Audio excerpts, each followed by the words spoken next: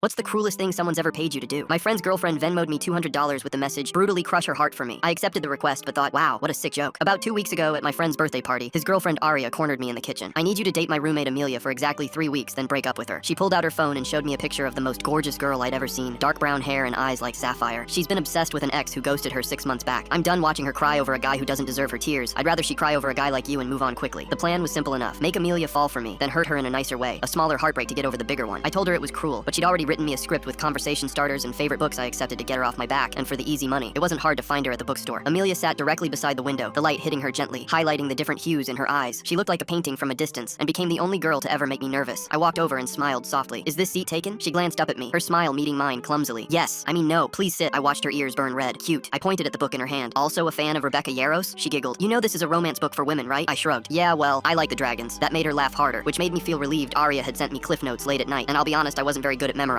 but I did remember seeing the word dragons. The rest of the book club date went smoothly to the point where half of the time I wasn't acting, and we ended up staying in the parking lot talking until closing time. When Amelia mentioned her ex and got this sad look, it snapped me back. Right, the favor, I thought, feeling kinda disappointed almost. The second date felt dangerously real. I picked up Amelia from the book club on my motorcycle, putting on a worn leather jacket that had been hidden for months after my dad passed. She got on the bike full of fear and excitement, like a kid on a field trip for the first time. Amelia screamed as I took her along the winding roads and gasped when she saw the spot overlooking the city. They look like stars, she shouted. We both stared out at the twinkling view of the skyline. The sound of crickets around us made it feel like we were in our own world. It's funny, I said, licking my lips anxiously. I don't usually bring people up here. She raised an eyebrow and jabbed me with her elbow playfully. Oh, and why is that? I shook my head at her tone and took in a deep breath. This is where I came after my dad died. He and I used to go on rides together up here for years. I turned away, fighting back emotions that I hid away carefully to protect myself. Amelia slipped her hand in mine and squeezed hard. It's okay. I'm glad I can share this with you. I nodded. We spent another hour staring at the bright lights, talking about our family before heading back. Aria made sure to check in the next day. I don't know what you're doing, but it's working. She's looking happier than ever. Her words didn't make me feel good. It made me nauseous with guilt instead, and it made me think about how I'd go through with a final date. The night before then, Amelia showed up to my place saying, I'm sorry if this is going to sound crazy, but I couldn't say it over the phone. I'm in love with you, and I hope you are too. She stood at my doorway, fidgeting and breathing heavily from her nerves. I had never felt more happy and heartbroken all at once. I'm sorry, but I don't feel the same way, I said through my teeth. I tried to close the door, but she stepped her foot through to stop me. But what about the things before? I shook my head and looked away, doing my best to keep things together. I thought I could handle your baggage, but you're exhausting. My tone felt scripted, but I had no choice. She needed this. Aria had said so. Every time you talk about your ex, I realize you'll never be over them. Amelia looked at me, pain apparent across her face. You know what? You're right. I was too much for someone who's emotionally vacant. At least my ex had the decency to just disappear, not this performative cruelty. I watched her run down the hallway of the apartment, wiping tears from her eyes. I slammed the door closed, regret flushing over me. I didn't deserve her anyway, I tried to convince myself. 3 days later, we both showed up at Aria's apartment to return the money. Aria smiled awkwardly. She pointed at us. I paid you guys for the same thing. Look, Aria was hurting over an ex and you were hurting over your dad, and I thought, hey, what better way to not feel hurt than love, right? We glared at her while she backed into a corner. Amelia and I stared at each other in silence until she asked quietly, so, you don't like dragons? I burst out into laughter and pulled her into my arms. I do. I freaking love them. That first kiss tasted like regret and relief.